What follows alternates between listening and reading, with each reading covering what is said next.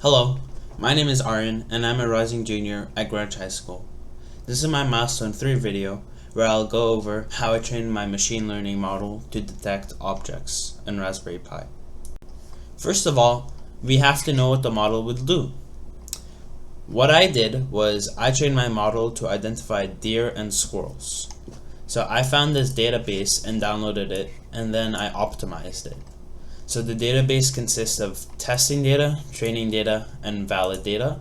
The testing data will be utilized when our model is all trained with the training data, and then the validation data is to make sure we don't overfit our model.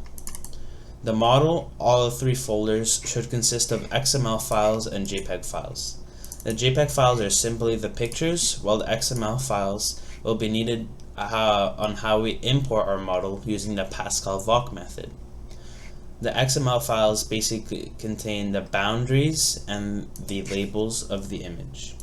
Then we can use a TF-Lite object detection model maker to actually make our model. So first we install the necessary packages and import the necessary libraries. Then I uploaded the deer and squirrel dataset onto my Google Drive and imported it using some of the Google Colab commands to mount my drive, and then download it and then unzip the file. After that, I used the Pascal-Voc importing method to set my training data equal to the place where my training data is located in the drive. Pascal-Voc also asks for your labels, which are inserted in a list. After that, we have to set our model equal to our training data so that it is able to train. The epochs are basically how many times it runs, and the batch size is the size of the relative to the size of the data. Then we can evaluate our model using our validation data to make sure we aren't overfitting our model. After that, I exported my model onto my Google Drive. Then I downloaded it, uploaded it to GitHub, and then I simply used the git clone command on my Raspberry Pi to get the model into my folders. Then I evaluated the model once again to make sure my accuracy was right.